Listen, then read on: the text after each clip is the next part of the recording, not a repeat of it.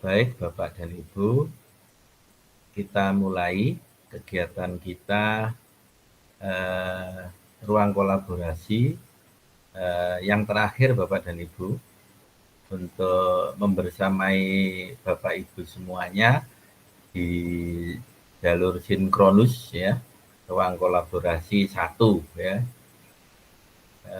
Assalamualaikum warahmatullahi wabarakatuh. Waalaikumsalam warahmatullahi wabarakatuh.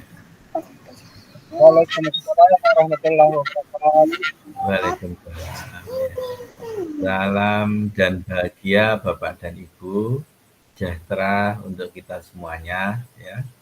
Mudah-mudahan Bapak dan Ibu semua yang ada di ruang Jimit ini selalu diberikan kesehatan, semangat yang tinggi membersamai murid-muridnya di sekolah, membersamai keluarga tercintanya ya. Kemudian Bapak dan Ibu ya bisa nanti memanfaatkan ilmu yang didapat dari program guru penggerak ini ya untuk kehidupan Bapak dan Ibu dan untuk karir Bapak dan Ibu semuanya ya. Bapak dan Ibu ya, ini saya kebetulan ada kegiatan workshop Kombel, Komunitas Pembelajaran di Surabaya. Jadi ini tadi izin di kelas keluar untuk kegiatan ruang kolaborasi ini. Saya di Surabaya di Hotel Aria ini. Mudah-mudahan sinyal di sini lancar ya. Soalnya belum pernah di sini di Hotel Aria ini. Mudah-mudahan lancar. Jadi kegiatan kita 1,5 jam ke depan nanti ya, bisa berjalan dengan baik ya. Baik Bapak dan Ibu, gimana kabarnya membersamai para CGP? Ada apa ini namanya? Ada suka dukanya barangkali. Sukanya dulu, ada yang mau cerita sukanya dulu. Ya, saya mohon izin Pak Iya, Bu Hasniar. Hasniar, silakan Ibu. Assalamualaikum warahmatullahi wabarakatuh. Waalaikumsalam. Terima kasih atas kesempatan yang diberikan kepada saya. Ya, jadi sukanya menurut saya kalau dibandingkan dengan pada pendampingan CGP di angkatan sebelumnya, di angkatan ini alhamdulillah jauh lebih membuat saya tenang, sekalipun kondisi kesehatan saya tidak terlalu mendukung, tetapi Masya Allah dengan motivasi dari teman-teman CGP yang sungguh sangat luar biasa, itu membuat saya dalam kondisi yang kurang baik, tetapi semangat tetap menyala untuk tetap bisa mendampingi teman-teman semua. Dan mengapa saya bisa mengatakan bahwa ini jauh lebih menyenangkan daripada pendampingan sebelumnya, karena ini sudah berada di penghujung modul. Alhamdulillah sampai saat ini saya tidak pernah stres karena teman-teman terlambat mengumpulkan tugas. Misalnya, jadi saya sama sekali tidak pernah menemukan ada satupun dari CGP saya yang terlambat untuk mengumpulkan tugas. Jadi semua mengumpulkan sesuai dengan due date paling lambat pada hari itu. Ya, itu adalah sebuah rasa suka yang sangat saya syukuri. Yang kedua adalah uh, saya, karena di setiap pertemuan saya banyak melibatkan teman-teman PP untuk membantu saya mendampingi di ruang virtual. Laporan terakhir eh, di Rukol kedua, modul 3.2, laporan dari PP menyampaikan kepada saya bahwa sungguh luar biasa peningkatan kompetensi dari teman-teman CGP dibandingkan dengan sebelum-sebelumnya, ketika beliau melakukan pendampingan individu dan juga pada saat melakukan pendampingan di Lokakarya.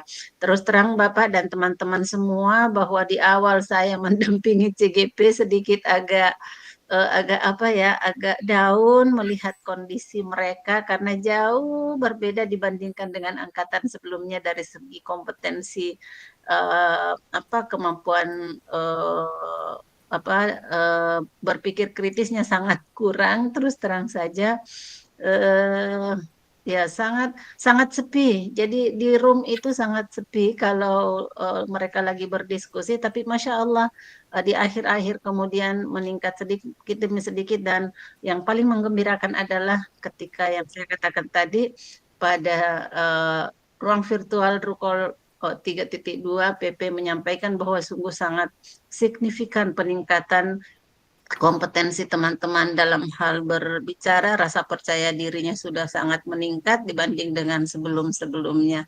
Saya kira itu sebagian dari suka yang saya rasakan selama mendampingi teman-teman di sini di dalam PGP Angkatan 11 ini. Terima kasih. Assalamualaikum Terima warahmatullahi kasih Bu wabarakatuh. Hasniar. Waalaikumsalam warahmatullahi wabarakatuh.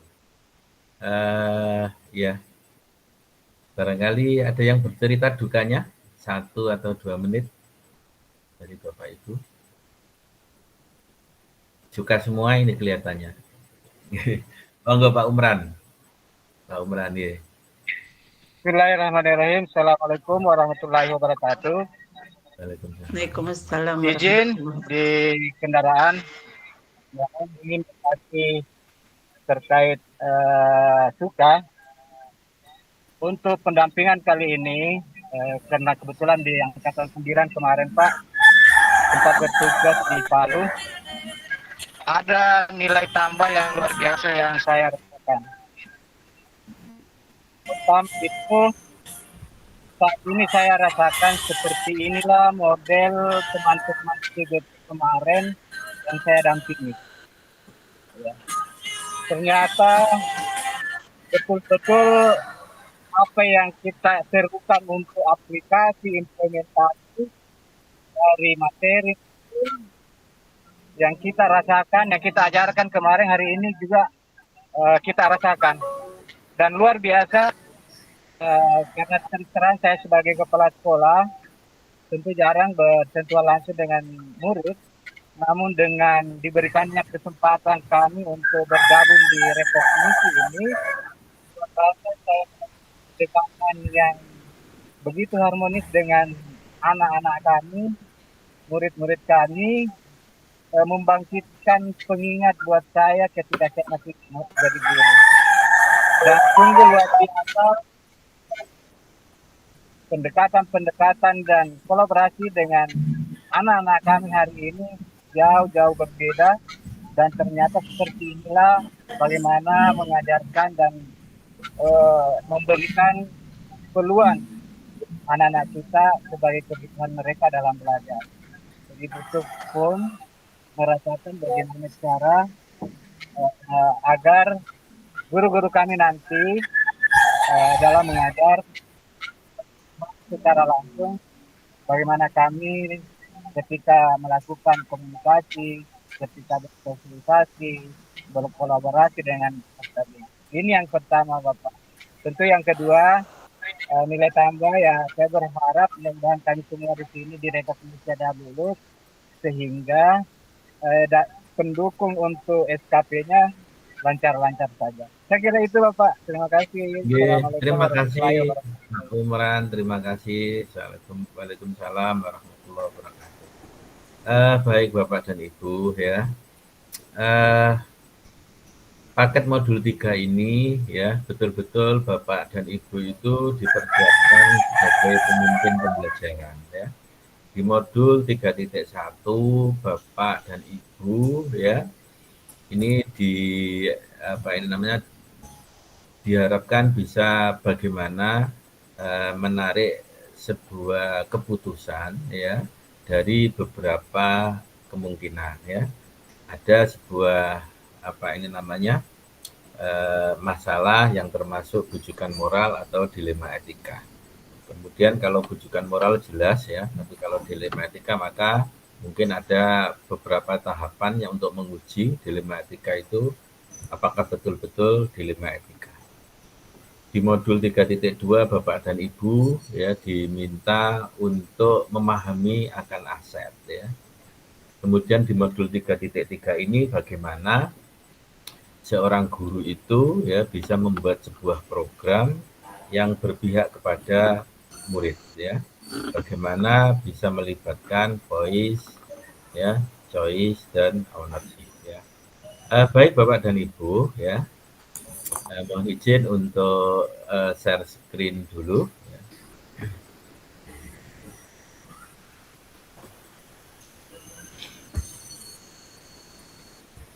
Jadi hari ini ya kita akan belajar ya berkolaborasi bersama di kolaborasi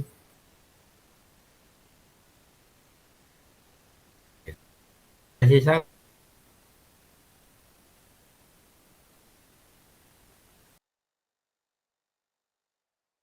satu bersama apa ini namanya kelompoknya dan Ibu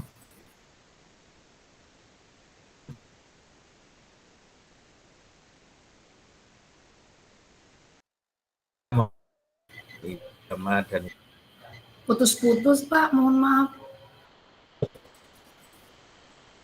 Halo, bisa didengar? Iya Pak, Halo? tapi putus-putus tadi Pak. Oh gitu ya. Baik Bapak dan Ibu ya, kita berdoa dulu ini mungkin ya, biar tidak putus-putus ini ya. Jangan-jangan nanti diganggu. Silakan Bapak agar kita nanti biar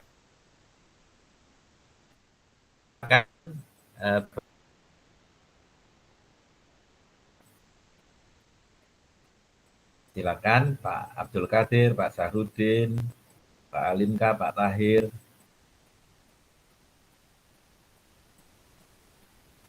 Mana ini bapak-bapaknya ini?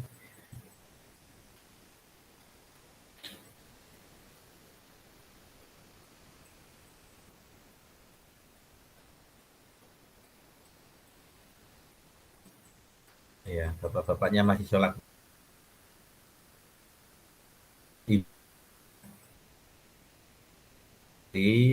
Bisa memberikan manfaat awal sampai akhir. Mari kita awali kegiatan kita ini dengan berdoa menurut agama dan keyakinan kita masing-masing. Berdoa mulai.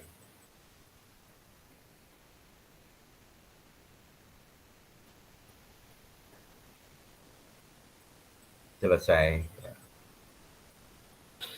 Terima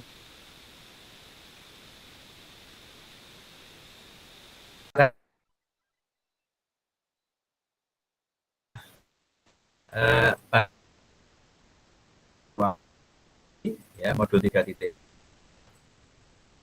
pengelolaan program yang murid ya.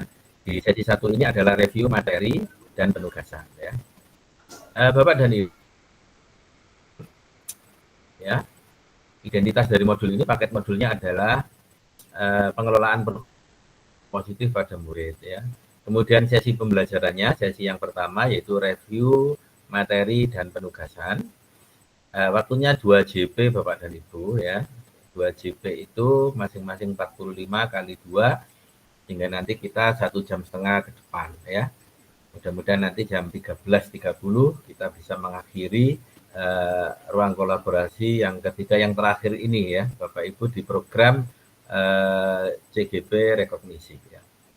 Kemudian kompetensi lulusan yang dituju nanti diharapkan Bapak dan Ibu itu mampu menggerakkan komunitas sekolah untuk bersama-sama mengembangkan ya, dan mewujudkan visi sekolah yang berpihak pada murid ya dan berlandaskan dengan nilai-nilai kebajikan universal.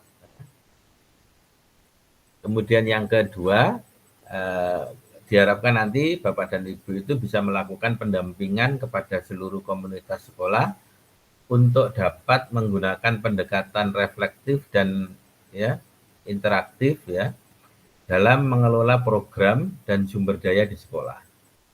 Kemudian yang ketiga diharapkan nanti Bapak dan Ibu itu bisa merencanakan, menginisiasi dan mengorganisasi kerangka program pengembangan sekolah yang mendorong kepemimpinan murid ya berbasis data dan bukti.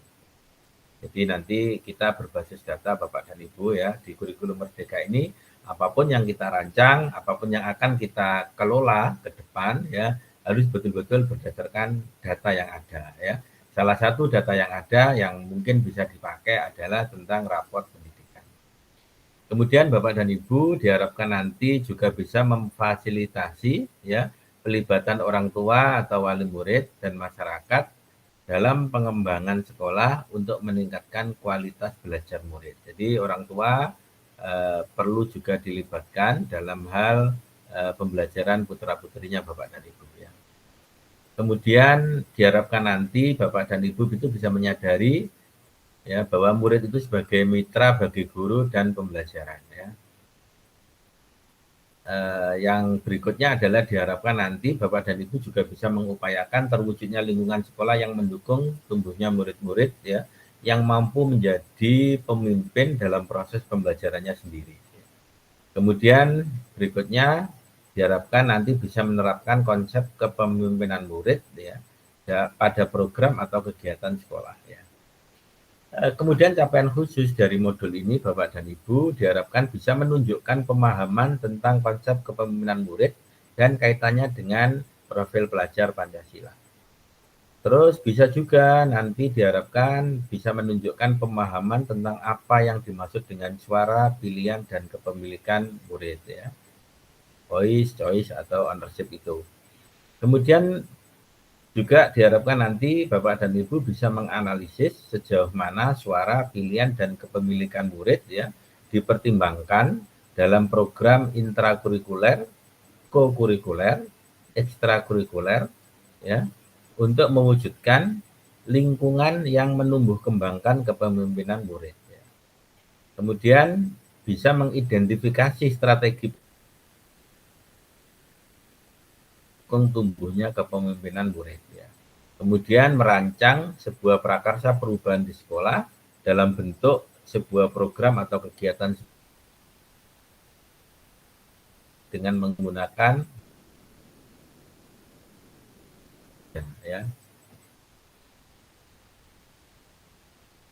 Agendanya seperti ini Bapak dan Ibu ya.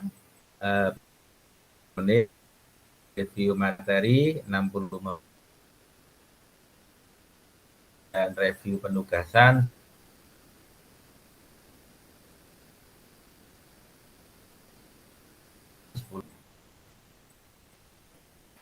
ini Bapak dan Ibu. Komitmen belajar kita pada siang hingga sore nanti adalah yang pertama kita memiliki kesempatan untuk berpikiran terbuka dan saling menghormati. Kemudian yang ketiga, jika ada satu peserta berbicara, maka peserta yang lain mohon untuk bisa mendengarkan, berpendapat setelah dipersilakan. Kemudian yang kelima, berpartisipasi penuh tanpa dibarengi. Yang keenam adalah mengikuti sesi kelas dengan perasaan yang gembira. Ya. Belajar 6 ini, apakah ada yang perlu direvisi atau barangkali ada tambahan Bapak Ibu? Saya kira sudah cukup Pak. Cukup ya. Terima kasih Pak Imran ya. Kemudian kami lanjutkan ke slide berikutnya. Kita mereview materi pembelajaran ya. Bapak dan Ibu, ya, kita akan mengingat kembali ya, yang sudah kita pelajari modul 3.1 sampai dengan 3.3 ya.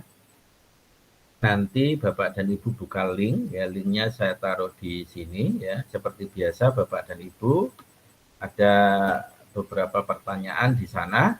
Nah, silakan Bapak Ibu buka Google dokumen itu ya, kemudian nama, kemudian jawab pertanyaan ya di Google dokumen seperti lakukan kolaborasi 1.4 dan 2.3 ya.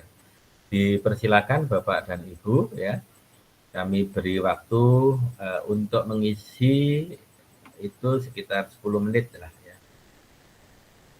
Di linknya ada di apa ini namanya di chat ya, di kolom chat ya. Dipersilakan ya.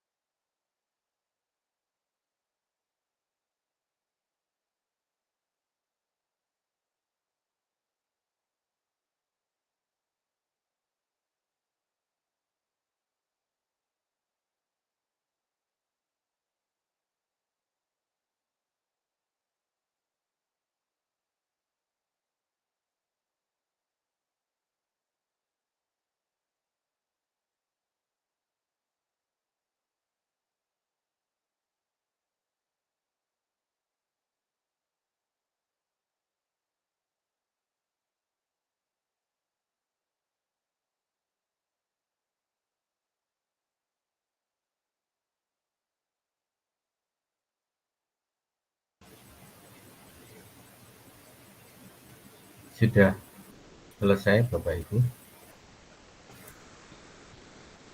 Hampir sudah banyak yang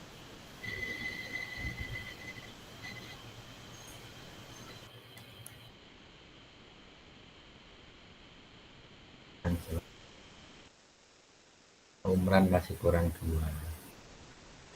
Pak Alimka sudah, Abdul Kadir sudah, Bu Andi Nelly sudah, Bu Armi tinggal 1, Pak Sahrudin tinggal 1. Bu Asniar semangat ya. Ya, enggak apa-apa, dilanjut dulu Bu Asniar. Baik Bapak dan Ibu, ya, berikutnya kita membahas ya satu persatu dari 5 refleksi yang ada. Masing-masing refleksi nanti ada 2 dari JGP yang bisa menyampaikan. Ya. Untuk yang pertama dulu, pertanyaan pertama adalah bagaimana perasaan Ibu atau Bapak setelah mempelajari ketiga modul dalam paket 3, terutama dengan perspektif peran baru dari Bapak dan Ibu. Ya. Dipersilakan barangkali ada yang berkenan untuk memberikan 2 saja ya. Ada yang menyampaikan pendapat atau idenya. Silakan Pak Monggo. Enggak apa-apa.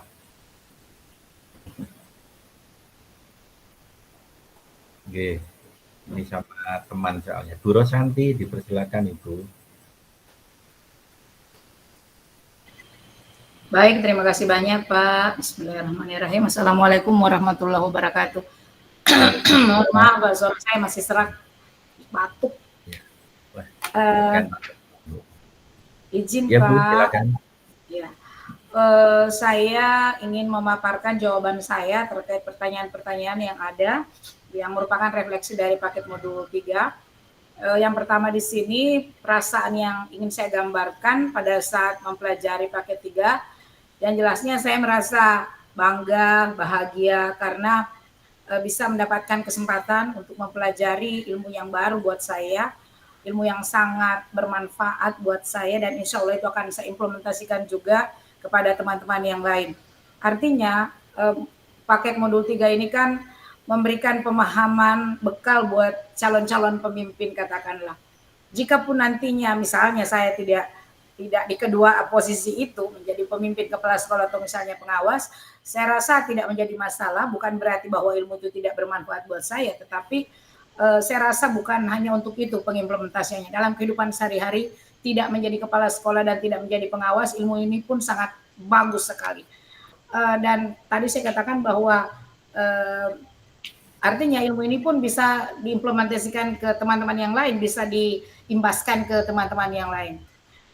Kemudian yang kedua, kalau ditanya tentang modul mana yang berkesan, di sini saya tulis bahwa pada dasarnya semuanya berkesan buat saya, Pak, karena ilmu baru benar buat saya bisa baru dapatkan hal ini. Maaf, untuk yang pertanyaan pertama dulu saja ya. Nanti untuk yang pertanyaan kedua. Maaf. Ya, Pak. Gitu ya. Iya, Pak. Seperti Satu itu tadi saja jawaban dulu saya. Ibu Rosanti ya. Terima kasih Ibu ya. Untuk pertanyaan yang pertama sudah Ibu Rosanti sampaikan. Yang jelas beliau merasa bahagia, merasa senang karena bisa belajar di materi paket modul 3 ini ya. Memang betul apa yang disampaikan oleh Ibu Rosanti bahwa paket modul 3 ini ya, walaupun nanti tidak menjadi kepala sekolah atau tidak menjadi pengawas ya, insya Allah kita bisa implementasikan ke dalam kehidupan kita keseharian ya, di dalam bermasyarakat dengan keluarga kita ya.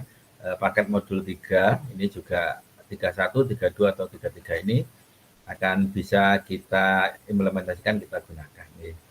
Ya, terima kasih Bu Rosanti yang sudah berbagi inspirasi ya, berbagi pengalaman untuk pertanyaan yang pertama ya. Kemudian masih pertanyaan pertama untuk orang kedua, silakan. Salah satu Bapak Abdul Karim Tahir, dipersilakan Bapak. Ya, baik, makasih Pak.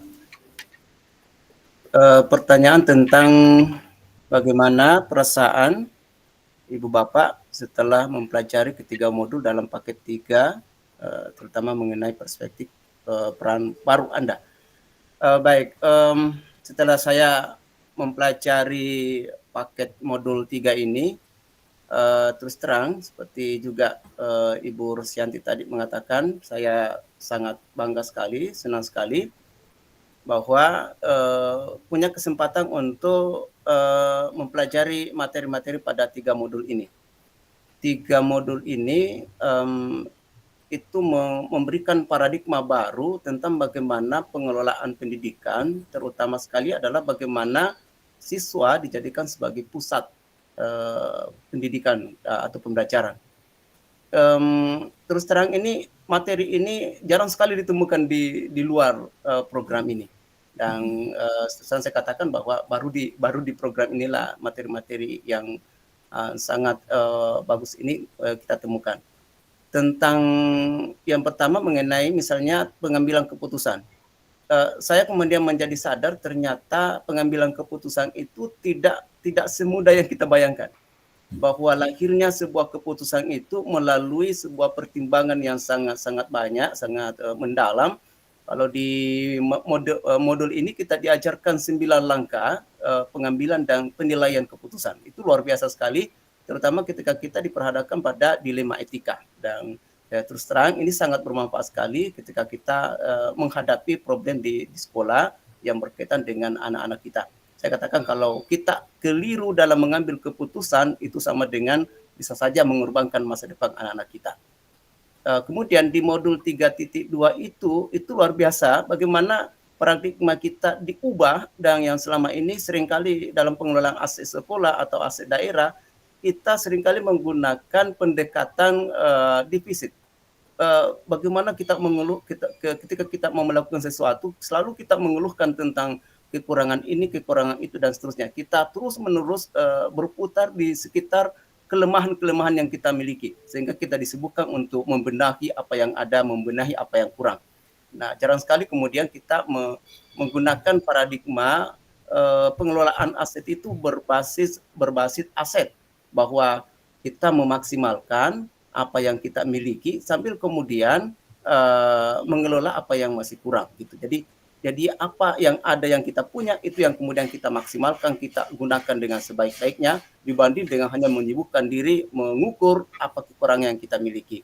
Kemudian yang ketiga tentang bagaimana pengelolaan program yang berdampak baik, berdampak positif kepada murid.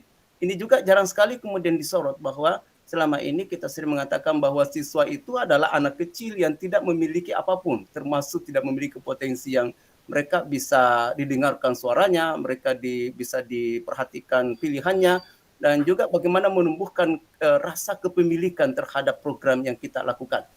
Saya katakan Bapak Ibu sekalian bahwa 3 paradigma ini yang ada di modul ini itu sangat luar biasa, dan sekali lagi ini hal yang sangat bermanfaat ketika ini benar-benar kemudian kita bisa aplikasikan di sekolah masing-masing, atau mungkin bukan hanya di sekolah tapi dalam kehidupan kita di luar pendidikan misalnya. Saya kira seperti itu, Pak. Terima kasih. Terima kasih Pak Abdul Karim Tahir. Luar biasa pemahaman Pak Abdul Karim ya. Untuk Pak Sarudin yang kedua nanti ya, sebentar ya. Jadi terima kasih pemahaman untuk paket modul 3 ini ya, dari modul 3.1 tentang bagaimana kita mengambil keputusan ya dengan menggunakan 9 langkah itu ya. Bapak dan Ibu, 9 langkah itu hanya sekedar rute yang mungkin kita bisa lalui ya. Nanti apabila kita sering menggunakan itu ya, insya Allah ya, maka itu sudah di luar kepala, tidak harus dihafalkan satu persatu ya. 3.2 juga demikian ya, jadi berbasis pada aset ya, jangan mengeluh kurang saja. Akhirnya kalau kita ngeluh kurang saja, maka kita tidak akan melakukan kegiatan apa-apa di sekolah itu, karena serba kurang begitu ya. Kemudian yang ke 3.3 juga demikian ya, bagaimana sementara ini memang kita sering menganggap bahwa siswa kita itu tidak mampu, siswa itu lemah begitu ya. Padahal anak itu adalah belajar dari lingkungan sekitarnya ya. Dia merekam semua apa yang kita lakukan, apa yang kita perlakukan kepada dia ya. Oleh karena itu ya, voice, choice, ownership ya, mari terus ya kita pakai ya untuk kepemimpinan murid ya. Terima kasih Pak Tahir ya yang sudah memberikan refleksinya ya. Baik Bapak dan Ibu, kemudian untuk pertanyaan yang kedua sudah ada yang resen. Yang pertama adalah Pak Sahrudin Maros ya. Silakan Bapak untuk pertanyaan yang kedua Pak Sahrudin.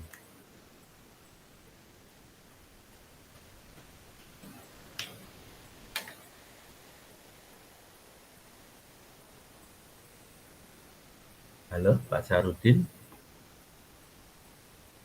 Oh, sorry. Belum sorry, saya bicara ternyata. Belum ya. di-mute. Ya, silakan Pak. Baik, terima kasih banyak Pak fasilitator sudah memberi kesempatan kepada saya. Izin saya ingin mencoba merefleksi untuk yang saya tulis ini tentang sesuai dengan pertanyaannya. Di antara modul 3.1, 3.2, 3.3, materi mana yang paling membekas bagi saya? Ini mungkin karena ini baru-baru ya, jadi baru-baru kita berada di modul 3.2 sehingga itulah kenapa saya mengambil modul 3.2. Untuk modul 3.3 sendiri, saat ini terus terang saya belum memahami dengan baik, hanya membaca secara sepintas tentang pengelolaan program yang berdampak positif pada murid. Tetapi saya rasa semuanya sangat membekas nantinya. Tetapi di sini saya mengambil 3.2. Kenapa?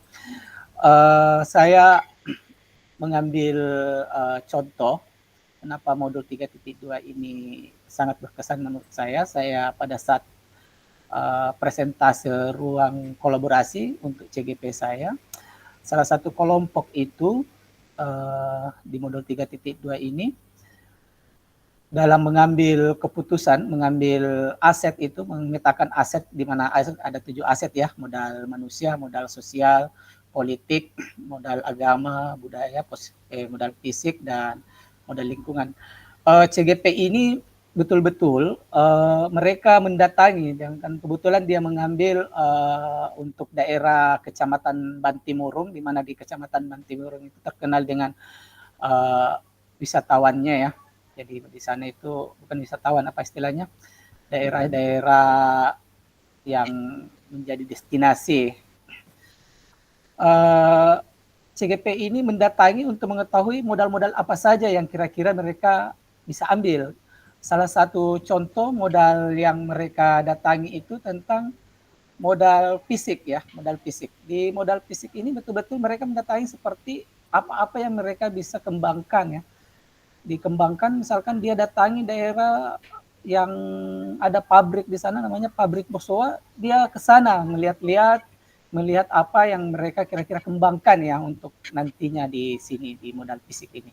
Di modal lingkungan tentunya mereka datangi objek-objek wisata, dan objek-objek wisata ini mereka datangi sehingga para CGP ini ketika mereka mempresentasekan, mereka sangat punya keyakinan, punya kemampuan menjawab pertanyaan-pertanyaan rekan-rekannya. Seperti itu. Saya melihat bahwa antusiasme sehingga kalau misalkan ketujuh aset ini, ketujuh modal ini diterapkan, tentunya di dalam sekolah itu bisa berhasil seperti itu. Jadi ketujuh modal inilah yang menurut saya di modul 3.2 inilah yang menurut saya sangat berkesan menurut saya. Hal ini dikarenakan persentase dari para CGP saya yang sangat antusias itu. Mungkin itu aja Pak yang menjadi refleksi saya. Oke. Terima kasih Pak Sahrudin ya. Berkesan bagi beliau adalah modul 3.0. Bagaimana kita bisa mengelola aset ya.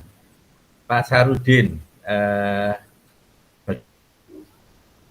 Ya Pak. pertanyaan CGP ini, yaitu tentang aset politik ya.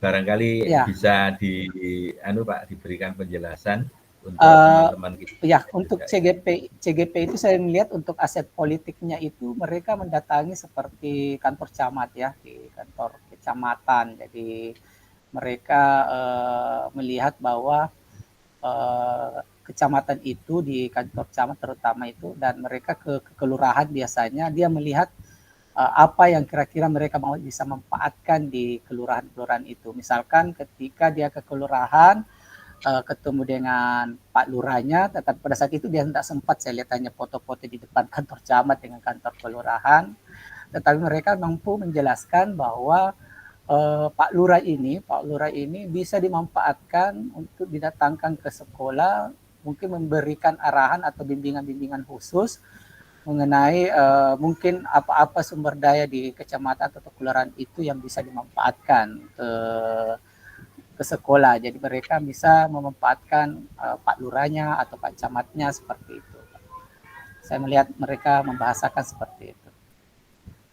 Oke, terima kasih Pak Sahrudin ya. Terima kasih atas refleksinya ya. Modul 3.2 ya. Mudah-mudahan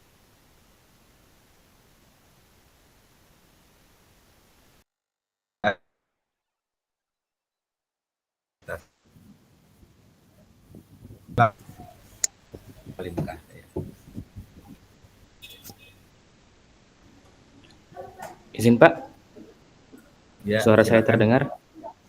Terdengar Bapak. Baik, terima kasih Pak. Untuk pertanyaan yang kedua terkait dengan di antara modul 31, 32, 33 dan 33, materi mana yang paling membekas bagi Bapak dan kenapa membekas? Sebenarnya semua sangat membekas Pak, tetapi yang yang jika ingin disuruh memilih, saya memilih 3.2 Pak. Alasannya kenapa? Karena di 3.2 ini bahan pembelajarannya itu kosong. Ketika teman-teman CGP itu mengakses bahan pembelajaran di modul, itu banyak yang japri saya, Pak ini kosong.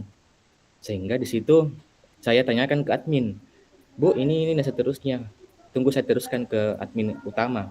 Dan admin utama menjawab memang kosong. Sehingga pada saat itu saya mempersilahkan mereka untuk mengambil referensi di luar dari LMS. Dan disitulah kemudian saya ingat, kenapa ini yang berkesan, karena waktu tahun 2022 itu alhamdulillah saya pernah diundang untuk upgrading penggerak komunitas belajar di Bali tahun 2022. Dan pada saat itu memang angka guru penggerak di Kabupaten Maros itu belum masuk di modul 3, di mana membahas modul 3.2 ini. Dan saya dengan berani menyampaikan bahwa saya lebih dulu mendapatkan materi itu di sesi upgrading itu yang berkaitan dengan bagaimana kita berpikir berbasis aset dan mengidentifikasi 7 modal aset itu. Akhirnya saya mencari grup lama saya itu tahun 2022 dan menemukan materi itu lagi. Akhirnya saya kirimlah materi itu ke grup. Itu salah satu kenapa alasan 3.2 ini membekas. Saya kirim ke grup, silakan memahami materi ini Bapak Ibu ya. Ini materi di luar dari LMS. Terus mereka pelajari. Di modul 3.2 juga ini sangat membekas karena materi ini juga pernah saya bawakan ke beberapa kombel tahun 2022 di awal tahun 2023 juga sebelum menjadi fasil, tentang bagaimana kemudian guru-guru itu bisa mengidentifikasi aset-aset yang ada untuk bisa apakah bisa dibuat dalam bentuk perencanaan kerja nantinya, mengambil salah satu referensi untuk mengambil kebijakan atau program dan seterusnya, supaya kita jangan selalu berpikir ini tidak bisa, ini susah, ini tidak bisa, dan kita mengarahkan teman-teman pada saat itu bagaimana kalau kita mengambil dari aset kita dulu. Terus saya juga banyak sekali belajar dari guru-guru CGP, Pak. Kenapa? Karena terus terang seolah saya mendapatkan peran khusus untuk memahami lingkungan mereka. Saya tidak berada di lingkungan mereka, tapi seolah-olah, oh ternyata di sana ada begini, ternyata di sana ada begini. Sehingga ini juga menjadi referensi bagi saya untuk bisa menerapkan ini di sekolah juga. Misalnya mungkin dalam rapat di sekolah saya bisa menceritakan dengan real bahwa di sekolah sana, Pak, itu gurunya itu bisa melakukan untuk mendapatkan ini dan seterusnya. Ini bisa menjadi referensi di rapat-rapat saya karena kenapa? Karena mereka dengan terbuka memberikan pengalaman-pengalamannya di sekolahnya masing-masing dalam sesi ruang kolaborasi kemarin, dan ini menjadi pengalaman yang berharga juga bagi saya dan termasuk modul yang sangat membekas bagi saya, Pak. Itu mungkin. Terima kasih. Terima kasih, Pak.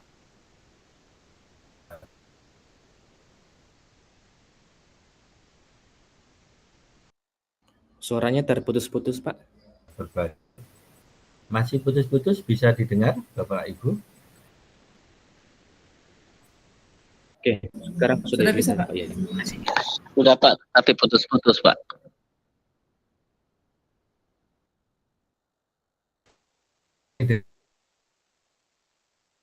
Mungkin close kamera saja, Pak. Bapak. Dengar? Di close kamera saja, Pak. Putus, Pak. Kameranya ditutup aja, Pak.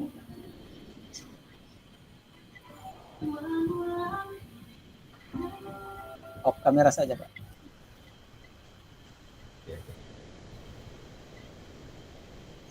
Kan suara saya? Terdengar, Pak. Ya.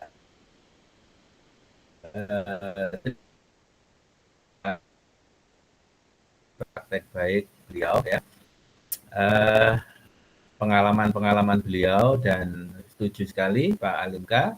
Hari ini pun saya Senin, Selasa, Rabu, Kamis saya ini sedang di Hotel Atria Surabaya untuk mengikuti kegiatan Kombel di tahap kedua ya, komunitas pembelajaran ya.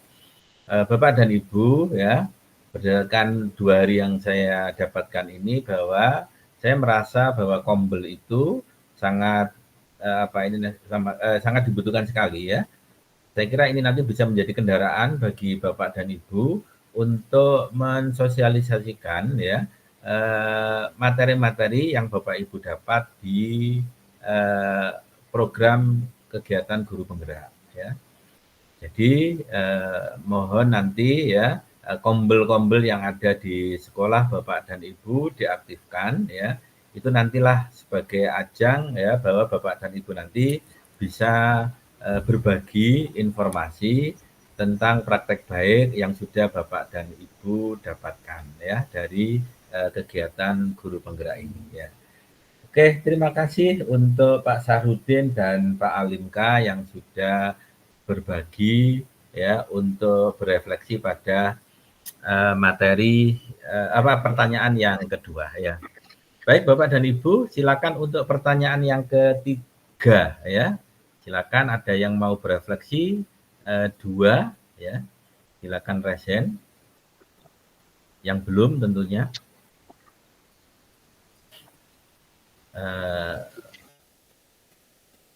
Pak Fasil 23 ini Pak ini ya. Abdul Syukur, Pak. Abdul Syukur, Pak. Oh, Pak Abdul Syukur ya. Baik Pak Syukur, silakan. Terima kasih, Pak. Berdasarkan pertanyaan nomor 3, kalau menurut saya, Pak, yang paling lama kami pahami adalah bagaimana membentuk pemimpin muda di masa depan. Kenapa? Karena di sini, Pak, kita membutuhkan sebuah perencanaan yang baik, yang matang, dan harus sesuai dengan kondisi lingkungan sekolah. Dan saya anggap bahwa ini yang lama, yang menurut kami susah dipahami, Pak. Seperti itu menurut pemahaman kami. Terima kasih, Pak. Oke. Terima kasih. Ya. Berikutnya yang ketiga, Satu lagi.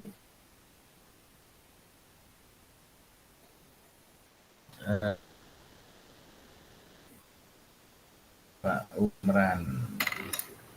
Silakan Pak Umran. Baik, tadi belum ya? Ya, silakan Pak Umran. Baik, terima kasih untuk menjawab pertanyaan yang ketiga, yaitu terkait dengan materi mana yang membutuhkan waktu paling lama. Bismillah, bahwa materi yang kemarin saya rasa ini untuk lama kami pahami, itu mungkin terkait dengan proses diskusi di forum, bahkan sampai di recall dengan CGB kami. Artinya begini, ketika teman-teman menetapkan bahwa apakah ini bujukan moral atau ini dilema etika, terkadang teman diperhadapkan untuk urusan-urusan yang masalah hukum, sampai terkadang nyenggolnya ke peraturan, undang-undang, bahkan macam-macam begitu, sehingga mempengaruhi pikiran saya juga terkait adanya tadi itu langkah ya, 9 langkah untuk menetapkan sebuah keputusan, dan jika 4 langkah sebelumnya itu tidak terpenuhi, maka otomatis suatu masalah itu dinyatakan sebagai rujukan moral. Nah, hal ini membuat saya ragu, jadi terasa tertantang untuk terus mendalami, sampai pada akhirnya kami melakukan elaborasi dengan instruktur, barulah ada titik terang bahwa oh begitu ya caranya untuk menetapkan bahwa yang mana dilema etika, yang mana rujukan moral. Itu alasan kami mengatakan bahwa ini yang paling lama, Pak. Saya kira itu, Pak. Terima kasih. Terima kasih Pak Umran ya. Jadi beliau paling lama memahami untuk apa ini 3.1 ya, pengambilan keputusan itu ya, rujukan moral atau dilema etika. Karena di situ rujukan kita harus dilema di awal mesti. Nah, begitu benar melawan benar, apakah betul itu dilema etika, maka kita perlu untuk menguji ya, pengujiannya dengan 9 langkah pengambilan keputusan itu ya. Baik Bapak dan Ibu, untuk refleksi di pertanyaan ketiga sudah. Kemudian untuk pertanyaan yang keempat, kami persilakan yang sudah resen Pak Abdul Qadir. Silakan Pak Abdul Qadir. Terima kasih Pak. Assalamualaikum warahmatullahi wabarakatuh. Waalaikumsalam warahmatullahi wabarakatuh. Kalau yang menurut saya pahami, yang saya akan bagikan dengan rekan sejawat adalah pemimpin pembelajaran dalam pengelolaan sumber daya. Secara umum, Bapak, Ibu, bahwa materi ini sangat luar biasa di modul 3, karena inilah modal kita, karena dulu itu kami dapatkan di materi cakep ya. Disinilah bagaimana sebagai pemimpin pembelajaran dan pemimpin sekolah. Khususnya di modul pemetaan aset ini, kami terkesan kala diadakannya recall, CGP itu mengungkapkan asetnya masing-masing. Salah satu di Kabupaten Maros itu ada namanya SD Patekne. Ternyata dia mempergunakan aset politik di sekitar SD desa itu adalah 2 anggota dewan. Selama ini anggota dewan itu selalu membackup, selalu memberikan bantuan arahan kepada sekolah tersebut, sehingga saya juga kaget bahwa sekolah SD itu bisa melaksanakan dana parenting, yaitu 10.000 per bulan 10.000 per bulan mulai dari kelas 1 sampai kelas 6 tanpa ada kendala. Padahal di daerah saya itu susah sekali. Tapi dengan pendekatan aspek politik, pendekatan yang digunakan sehingga masalah-masalah kendala rutinitas di sekolah bisa dimanfaatkan. Itu secara umum. Sehingga pendekatan berdasarkan aset ini itu yang bisa saya bagikan di rekan sejawat di sekolah. Apalagi banyak pemikiran sekarang itu selalu berpikir negatif, selalu berpikir kekurangan, bahwa apapun yang ada di sekeliling kita itu bisa dipergunakan sebagai potensi. Apalagi sekolah saya itu sekolah kecil, terbatas dananya di daerah pelosok, tapi dengan materi ini bahwa bukan berdasarkan kekurangan dan lain, tapi potensi yang ada di sekeliling, ini yang saya membagikan sehingga pemetaan aset sesuai dengan kondisi bisa memberikan motivasi pada rekan-rekan sejawat di sekolah untuk lebih potensial lagi memanfaatkan aset yang ada di sekitar sekolah sehingga pembelajar lebih meningkat. Karena sekedar informasi, sekolah saya itu Pak satap sedikit siswanya, terbatas muridnya, tetapi dengan kekuatan potensi-potensi yang ada di sekitar, harapan saya itu bisa meningkat. Saya kira demikian Pak. Terima kasih. Assalamualaikum warahmatullahi wabarakatuh. Waalaikumsalam warahmatullahi wabarakatuh. Oh jadi Pak ya, ada yang di dekat sekolahan itu ada 2 anggota dewan begitu Pak. Sehingga dimanfaatkan untuk ini ya, untuk oleh sekolah untuk apa Pak tadi iuran gitu ya anak-anak ini ya, iuran 10.000 gitu ya. Dana parenting Pak. Dana parenting. Iya. SD atau SMP atau SMA Bapak? SD Pak. SD itu SD di Kabupaten Maros. Saya juga kaget ternyata sudah lama berlangsung Pak. Orang tua sendiri yang sumbang 10.000 per bulan dipergunakan untuk keperluan kelas oleh wali kelasnya masing-masing. Tapi sebetulnya tidak boleh begitu Pak ya? Nah itu juga kayak katanya Pak, tidak ada masalah karena pengurusnya orang tua siswa, sekretarisnya orang tua siswa tengah ini hanya wali kelas yang menggunakan. Iya. Betulnya pemanfaatan dana dari luar itu boleh, tapi itu sifatnya sumbangan. Tapi ya tergantung dari aturan dari daerah masing-masing Bapak ya. Aturan dari daerah masing-masing ya. Kalau di Jawa Timur itu boleh, tapi berupa sumbangan. Nah, sifat sumbangan itu seperti apa? Sumbangan itu tidak boleh memaksa. Kemudian kalau tidak punya ya tidak perlu menyumbang dan nilainya itu harus bervariasi. Jangan sampai sumbangan itu sama semua 100.000 per bulan semua, itu bukan sumbangan ya. Berarti itu adalah iuran seperti itu ya. Oke, baik Pak Abdul Qadir ya, atas masukan ya, direfleksi di pertanyaan keempat ya. Baik, ini sekarang yang keempat ya, masih yang keempat, ini yang paling atas, Ibu Andi Nelly Handayani. Dipersilakan Ibu Andi Nelly ya. Iya, siap Pak. Terima kasih atas kesempatannya. Jadi materi yang ingin saya mau share itu ke rekan-rekan sejawat adalah modul 3.1 yaitu tentang dilema etika dan rujukan moral. Karena pengalaman saya sendiri di sekolah, pemahaman guru-guru itu masih kurang tentang bagaimana mengambil keputusan berdasarkan nilai-nilai kebajikan.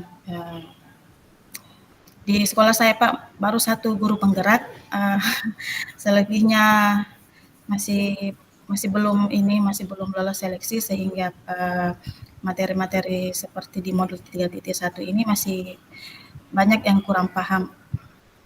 Jadi ini yang ingin saya share ke guru-guru di di sekolah itu ya modul 3.1 ini.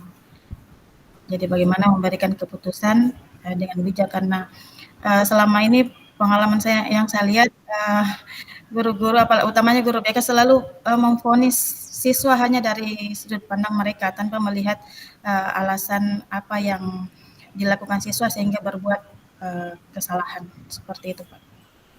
Ya, Bu Andinelli,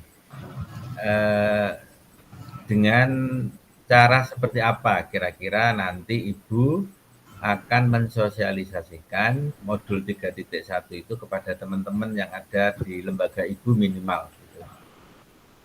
Ya Pak, kebetulan di sekolah ada kombel yang terjadwal, jadi kemungkinan saya akan memasukkan materi modul 3.1 ini pada saat jadwal kombel komunitas belajar maksudnya, Pak. Gitu ya. Iya. Baik Bu Andinelli ya, mudah-mudahan kegiatan kombel di sekolah Ibu bisa berjalan dengan baik ya. Dan ini nanti 3.1 pengambilan keputusan ya yang berpihak kepada murid ini bisa Ibu sosialisasikan kepada teman-teman yang ada di lembaga Ibu ya. Baik Bapak dan Ibu ya, untuk yang terakhir dipersilakan Ibu Arni Idawati dulu untuk pertanyaan yang kelima, Bu Arni. Ya, bismillahirrahmanirrahim. Assalamualaikum warahmatullahi wabarakatuh. Suara saya kedengaran, Pak? Terdengar, Ibu. Oh, iya. Terima kasih. Untuk pertanyaan yang kelima dalam modul 3.1, 3.2, dan 3.3, materi mana yang akan Ibu terapkan dalam waktu dekat dan ceritakan implementasinya secara singkat. Kalau di sini tadi saya menjawab agak belum lengkap Pak jawabannya, jadi saya akan mendeskripsikan dengan kata-kata. Jadi baik, di sini akan diterapkan berpikir berbasis aset itu sangat penting. Kenapa? Karena banyak hal yang bisa kita gali dari ketika kita berpikiran berbasis aset, bukan sebaliknya berpikir berbasis masalah misalnya. Karena akan bagaimana berpikir berbasis aset itu sangat penting. Salah satunya adalah mengoptimalkan potensi. Dengan fokus pada aset, ya kita dapat memaksimalkan potensi yang sudah ada. Jadi kita mencari solusi untuk mengatasi kekurangan. Saya izin menyampaikan Pak, alhamdulillah saya diberikan amanah di salah satu sekolah di SMA di Sinjai, dan aset yang ketika saya ke situ masalahnya itu adalah sekolah di SMA itu adalah SD, sekolah SD, gedung SD. Jadi pagarnya itu sebatas pinggul orang dewasa. Jadi mereka itu guru-guru dan lingkungan sekolah itu, warga sekolah berpikir berbasis masalah bahwa di sini anak-anak itu atau murid-murid itu gampang untuk loncat pagar. Karena sudah dewasa, pagarnya sudah dan lain-lain sebagainya. Tetapi ada satu aset yang sangat luar biasa yang teman-teman lupakan, yaitu di samping sekolah saya, Pak, saya satu pagar dengan kantor Koramil. Jadi ketika saya ada di sekolah situ, yang pertama saya datangi itu di samping adalah kantor Koramil. Disitulah saya bernegosiasi dengan bapak-bapak Koramil di situ, untuk menjaga lingkungan sekolah, memberikan support menjaga lingkungan sekolah. Dan alhamdulillah salah satu bagian di sekolah saya itu bisa teratasi. Kenapa saya sebutkan ini? Karena berpikir berbasis aset itu selain mengoptimalkan potensi juga untuk meningkatkan motivasi. Jadi kita mengidentifikasi dulu apa, kemudian memanfaatkan aset itu, bagaimana meningkatkan motivasi dan semangat seluruh warga sekolah ketika kita bisa mengoptimalkan potensi yang dimiliki oleh sekolah dan lingkungan sekolah. Mungkin hal sederhana yang saya sebutkan itu tadi Pak, tetapi itu sangat memberikan pengaruh yang sangat besar kepada sekolah kita. Jadi hal seperti itu sebetulnya yang kadang-kadang kita lupakan. Kita hanya berpikir berbasis masalah. Karena pikirannya itu adalah bagaimana caranya pemerintah memberikan bantuan kepada kita untuk dan seterusnya dan seterusnya. Jadi saya kira itu. Jadi di sini juga di poin yang keempat saya juga menuliskan tadi Pak bahwa saya akan pentingnya berpikir berbasis aset, pendekatan yang mengalihkan fokus dari masalah menjadi kekuatan dan memberikan potensi yang dimiliki. Saya kira itu Pak. Assalamualaikum warahmatullahi wabarakatuh. Waalaikumsalam warahmatullahi wabarakatuh. Ibu Arni kepala sekolah di SMA. Iya, alhamdulillah Pak, saya diberikan amanah. Terima kasih Ibu ya. Jadi Bapak dan Ibu apa yang disampaikan oleh Bu Arni tadi ya, seorang kepala sekolah memang begitu datang ke sekolah harus bisa itu memetakan aset ya. Jadi nanti gilirannya itu tidak ngeluh terus ya. Saya nggak bisa begini, nggak bisa begitu ya, akhirnya ngeluh ya. Makanya di PMM, di pengelolaan kinerja di PMM ya, di situ bagaimana seorang kepala sekolah itu kemampuan berefleksinya ya. Bagaimana dia jika nanti bisa dipetakan kepala sekolah ini itu kemampuan refleksinya itu sejauh mana gitu ya. Nah, Bapak dan Ibu, seperti yang disampaikan oleh Ibu Arni tadi, sekolahnya pagarnya itu hanya sepanggul, jadi anak melompat saja itu bisa. Sehingga dia memanfaatkan kebetulan ya, Bu Arni bisa punya pemikiran, aset ada yang koramil yang bisa dimanfaatkan. Seandainya tidak ada koramil pun ya, maka Bapak dan Ibu juga harus bisa memanfaatkan ya, tanpa koramil, misalkan tanpa ada pagar sekalipun ya, maka kira-kira aset apa Bapak Ibu yang perlu kita gali ya dari sekolah atau lingkungan sekolah kita. Ke Bu Erni dulu saya kira. Bu Erni, misalkan tidak ada koram, tidak mencukupi, kira-kira kita ambil apa dulu? Silakan Bu Erni dulu, nanti Pak Umran. Pak Umran Rojan itu. Dan ini juga pengalaman saya ketika saya pertama berada di sekolah tersebut. Jadi saya awalnya itu membuat jadwal piket yang ketat. Jadi awalnya itu membuat jadwal piket yang ketat dengan melibatkan semua guru yang selama ini gurunya hanya 1 orang, 2 orang, dan semua guru itu dibagi dengan berapa hari kerja, itu jadwal piket dengan membagi tugas masing-masing untuk menjaga dan bertanggung jawab di lingkungan sekolah. Jadi saya kira itu yang saya gunakan, Pak. Oke, terima kasih ya. Jadi beliau akan memanfaatkan aset yang dimiliki oleh sekolah, yaitu bagaimana Bapak Ibu guru tiket ya akan dimaksimalkan perannya ya untuk mengelola kedisiplinan anak ya. Barangkali ada masukan dari Pak Umran. Monggo Pak Umran, dipersilakan. Baik Bapak, terima kasih. Kalau pengalaman saya Pak terkait hal ini, sekolah tempat saya mengajar kemarin itu sebelum jadi kepala sekolah, berdampingan dengan salah satu rumah warga, karena kami kan ada di pegunungan,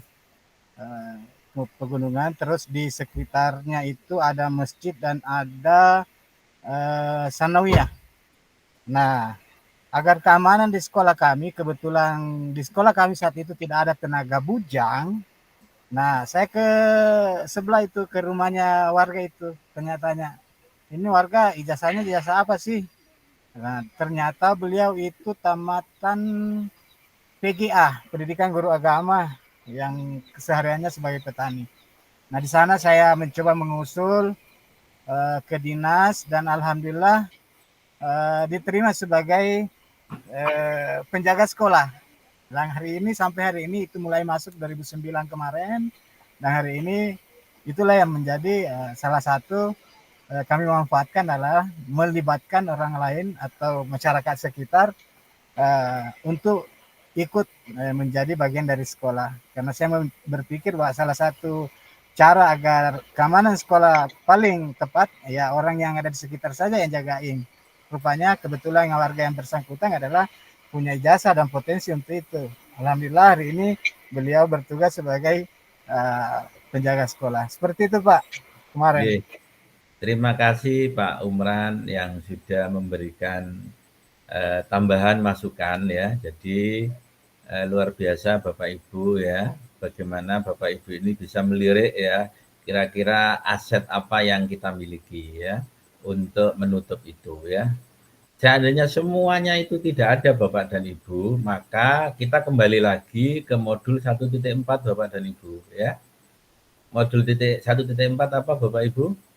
Budaya positif. Ya, budaya positif ya. Mari kita terapkan budaya positif di sekolah kita Bapak dan Ibu ya. Jadi kalau pagarnya tinggi sekolahan itu ya. Jadi gini, anak-anak rajin, nggak ada yang melompat pagar, nggak ada yang pulang ya.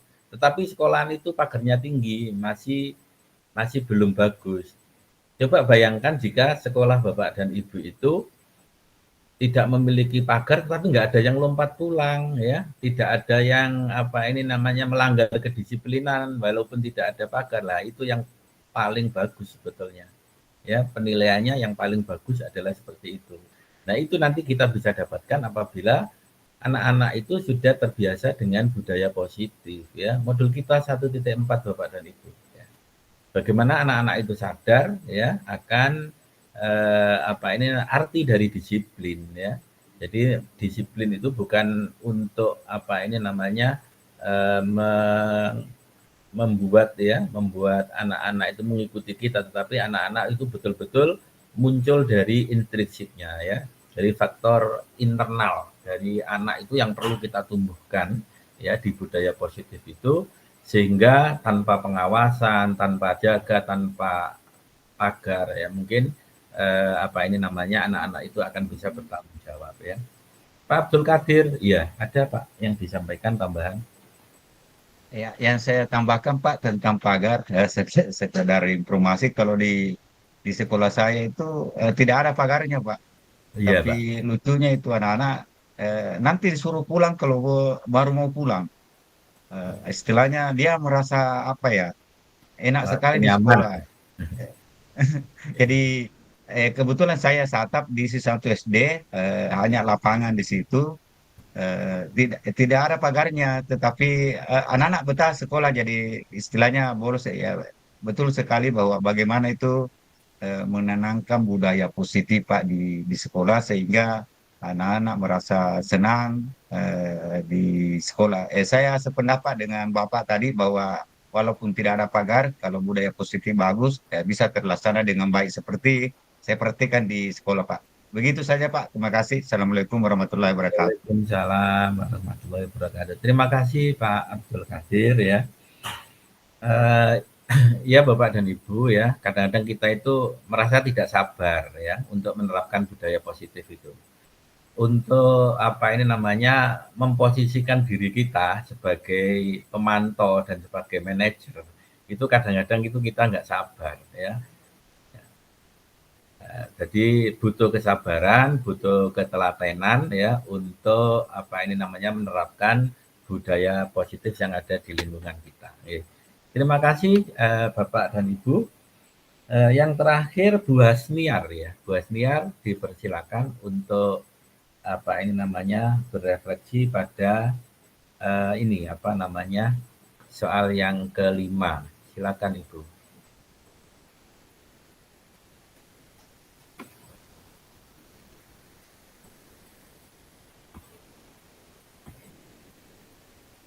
Bu Hasniar ada di room. Oh ada. Silakan Ibu dibuka dulu mic-nya.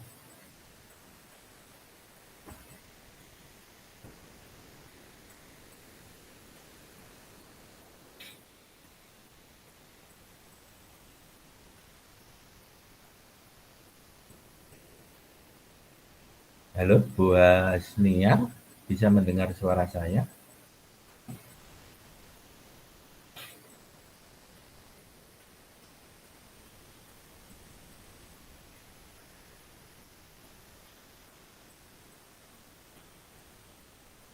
Belum ya? Beliau menulis ya, bisa kita baca bersama-sama Bapak dan Ibu ya. Untuk yang kelima ya, modul 31 ya. Rencana implementasinya adalah beliau akan menggunakan 4 paradigma, 3 prinsip, dan 9 langkah pengambilan keputusan untuk menghadapi kasus pembulian dan kekerasan yang baru-baru ini terjadi. Ada kekerasan ya, pembulian ya di sekolahnya Bu Hasniar ya. Betul sekali Bapak dan Ibu, jadi begini ya. 9 langkah keputusan itu, jadi apabila kita ini menghadapi sebuah permasalahan ya, maka yang diharapkan bagi kita adalah berpikir lambat Bapak dan Ibu ya. Nah, pelajaran berpikir cepat dan berpikir lambat ya pada modul sebelumnya itu ya. Berpikir lambat itu berarti bukan lambat berpikir ya Bapak Ibu ya, tetapi berpikir lambat itu sebelum kita menarik sebuah kesimpulan ya, maka kita harus mempertimbangkan ya. Nah, modul 3.1 ini adalah contoh salah satu implementasi dari bagaimana kita berpikir lambat ya. Jadi kita sebelum memberikan sebuah keputusan ya, maka kita harus melihat ya paradigmanya seperti apa, prinsipnya apa, kemudian langkah-langkah yang harus kita lakukan apa ya. Nah, kita ikuti langkah-langkah yang ada di sana ya. Apabila ada 1 dari 9 yang kita ambil itu ya tidak memenuhi syarat, maka yang sebelumnya kita sebut sebagai dilema etika, maka itu gugur ya menjadi sebuah bujukan moral ya. Baik Bapak dan Ibu ya, untuk refleksi ya sementara itu ya, kemudian saya kembali ke ini ya, saya kembali ke PPT saya.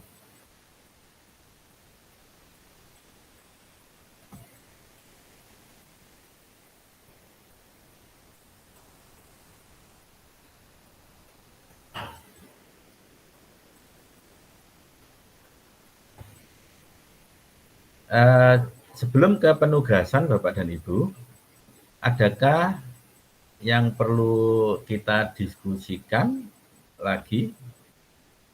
Barangkali cukup nggih? Baik, kalau cukup saya masuk ke review penugasan ya. Bapak dan Ibu,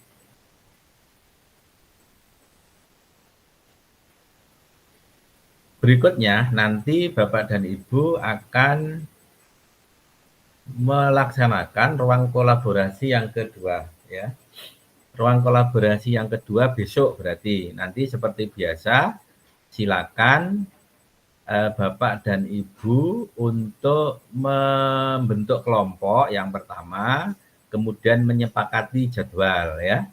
Menyepakati jadwal kira-kira bisa Bapak Ibu laksanakan jam berapa. Kalau harinya sudah final Bapak Ibu ya, harinya besok ya tanggal 6 ya, tanggal 6 berarti hari Rabu ya, besok silakan seperti biasa. Kemudian ini fasilitator membagi peserta menjadi 3 kelompok. Saya kira saya serahkan jenengan saja, saya serahkan Bapak Ibu saja. 3 kelompok, kalau ada 10 berarti 3-3-4 atau 3-4-3 atau 4-3-3 terserah ya. Mau mode nyerang 4-3-3 boleh ya. Atau jangan 3-5-2 ya, kasihan yang 2 nanti ya. Gitu.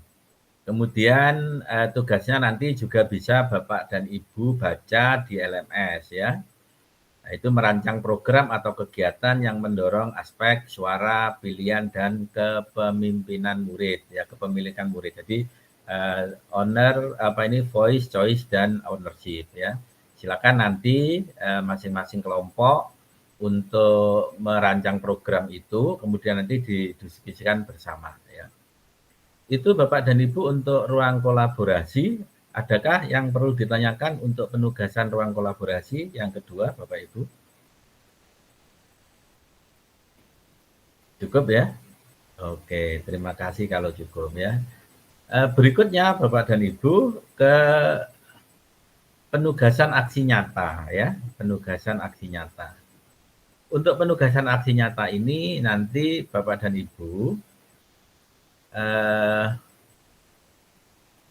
membuat rancangan tindakan yang akan dilakukan ya. Formatnya nanti ada di LMS juga. Nanti fasilitator pemandu memberikan umpan balik terhadap rancangan tindakan itu ya. Jadi jangan bisa nanti di share berikutnya. Kemudian nanti pada apabila kami sudah beri umpan balik, nanti bisa Bapak dan Ibu lakukan untuk kegiatan aksi nyata ya. Aksi nyata 3.3 ya. CGP itu mewujudkan perubahan kecil dari apa yang sudah dipelajari dengan menerapkan tahapan baca. Kemudian yang kedua, menunjukkan perubahan kecil dari apa yang sudah dipelajari ya, melalui produk portofolio. Kemudian ini adalah rancangan tindakannya ya. Seperti biasa nanti diberi keterangan latar belakangnya seperti apa, kemudian tujuan ya, apa dampak pada murid yang ingin dilihat dari rancangan tindakan ini, kemudian tolak ukurnya ya, bukti apa yang dapat dijadikan indikator bahwa tindakan ini berjalan dengan baik ya. Kemudian lini masanya Bapak dan Ibu jangan lupa. Kemudian dukungan yang dibutuhkan ya, apa saja bahan, alat, pihak yang dibutuhkan untuk menjalankan tindakan ya. Bagaimana Bapak dan Ibu nanti akan mendapatkan itu ya. Nah, itu Bapak dan Ibu. Terus untuk due date-nya saya lupa tanggalnya berapa, nanti Bapak dan Ibu bisa baca lagi di LMS ya. Nah, itu Bapak dan Ibu ya. Kegiatan kita yang terakhir ya, untuk ruang kolaborasi yang ketiga sudah kita laksanakan. Ada hal yang perlu ditanyakan Bapak dan Ibu barangkali? Ibu Rosanti. Ya, terima kasih banyak Pak. Saya hanya ingin mengonfirmasi terkait tugas aksi nyata Pak. Saya juga sudah buka-buka di LMS.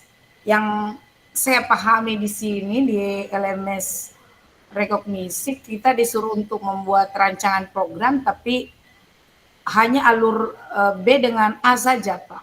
Setelah itu membuat refleksi. Seperti itu yang saya pahami Pak.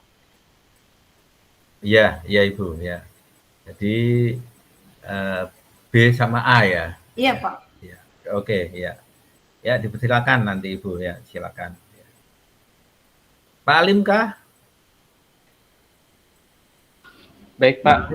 Ada yang disampaikan? Di slide 14 Pak, itu bisa dimunculkan dulu Pak.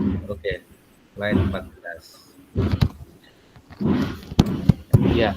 Jadi nanti ini sebelum kami melakukan aksi nyata, format slide yang tadi, yang di slide 15 itu kami kirim dulu ke Pak Fasilitator. Nanti kalau diselesaikan, nanti kalau sudah ACC berarti aksi nyatanya sudah bisa dilaksanakan. Begitu mungkin Pak, izin konfirmasi. Begitu, ya, begitu permintaan dari BPGP seperti itu. Ya. Oke, baik Pak. Jadi sebelum melakukan kegiatan aksi nyata, mohon ya yang di slide 15 tadi ya dikirimkan dulu, kemudian nanti kami ACC Bapak dan Ibu bisa melaksanakan kegiatan aksi nyata. Ya, seperti itu Bapak dan Ibu. Ada yang berikutnya? Cukup? Ya, kalau sudah cukup, Pak Karim.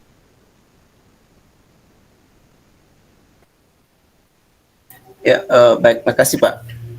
Ini tentang tugas-tugas kami di LMS, terutama di modul, ya semuanya saya kira. Kami mohon misalnya kalau ada sesuatu yang mungkin kami was-was sebenarnya, jadi meski kami sudah mengirim, kami was-was apa ini sudah sampai terbaca atau bagaimana. Jadi mohon mungkin kalau ada kendala atau ada tugas kami yang kurang sesuai atau apa, mohon dikonfirmasi ke kami supaya kami tidak was-was lagi Pak. Saya kira itu permohonan saya. Makasih. Iya. Iya Bapak, terima kasih ya. Nanti biasanya saya japri Bapak, saya japri. Oh ya, ya. Untuk Bapak dan Ibu yang belum benar dan yang masih kurang ya. Sudah ada kok banyak. Memang tidak langsung saya taruh di grup Bapak. Tidak saya taruh di grup, tetapi saya japri masing-masing. Ada yang salah, kemudian ada yang kurang, gitu saya japri. Gitu. Baik, makasih Pak. Kalau makasih. Pak Karim tidak saya japri, berarti masih belum ada apa-apa. Oh, ya, ya. Makasih Pak. Bu Asmiar, silakan. Ya Pak, terima kasih. Saya mohon maaf Pak, tadi waktu dipanggil tidak sempat buka kamera dan Oh iya, iya. iya Enggak Pak. apa-apa Ibu, enggak apa-apa. Mohon maaf. Ya. Enggak apa-apa, sudah. Mungkin ada yang perlu saya konfirmasi Pak, enggak? Atau bagaimana?